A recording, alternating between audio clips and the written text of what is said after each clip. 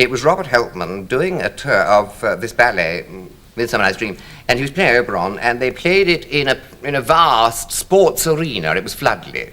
And every actor, of course, or dancer or whatever, was given rooms which were essentially for sports people. And they gave Robert Helpman what they thought was the best room, the umpire's room. And when the man came around the half, he knocks on the door and says, half an hour, please, half an hour, please. He didn't get any answer, and he went in and found in this umpire's room Robert Helpman on a chair which was on the table. So he was up on this chair on the table with a mirror against the one naked light bulb, doing this very elaborate eye makeup, which was green and gold. And up there doing this, and he said, are you all right?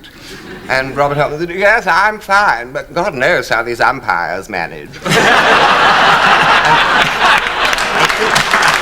think what I did conveys that wonderful sense of theatre. People who are in the theatre imagine, do they not, that the world revolves about that particular area and not about any other. Edith Evans was comparable because she had this extraordinary ability to rise above any kind of adversity. I remember after Gentle Jack, there was terrible booing and shouting, and she said to me as the curtain fell, well, I heard one bravo. And I said, no, that was go home. Oh, how very rude. When we came out of the theatre, she said to me, did they give you any notes? And I said, yes, I got a couple of notes. Did they give you any? And she said, well, Binky said, Hardy Amies has designed very regal costumes. You should look equally regal in them. Should you think that's justified? And I said, no, I think any criticism of your deportment is tantamount to impertinence. And she said, yes. You're a very pleasant young man.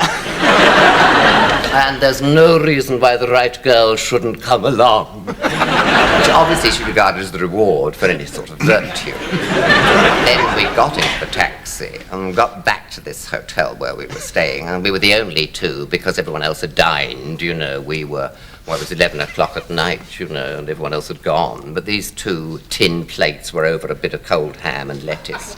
And we sat in the corner of this empty room, and an old fart who was the night porter, who was deputizing both as night porter and waiter, came in and said to Dame Edith, your partner in crime's had her grub.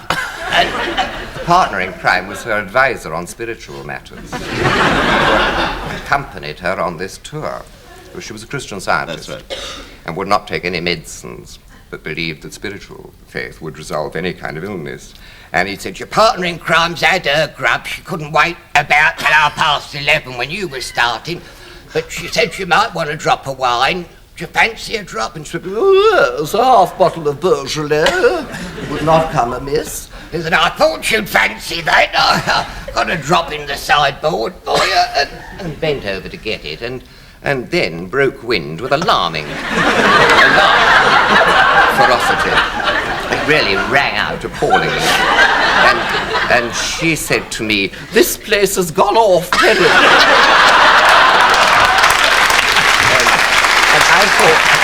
I thought that revealed great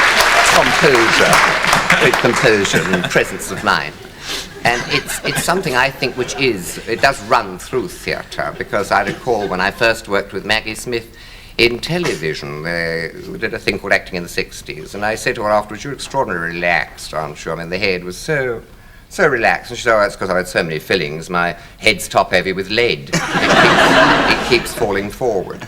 And when we went to Fortnum and Mason, where she was after a particular kind of bra, a very grand assistant in Fortnum's, which was heavy carpeting, beautiful, very soft pile, you hardly heard as you entered. This woman said, yes, I have the particular bra, ma'am, and she said it was 7 guineas. And Mag said, 7 guineas for a bra? Cheaper to have your tits off. The place was an uproar. Obviously, they'd never heard anyone being quite so forthright before in that kind of establishment.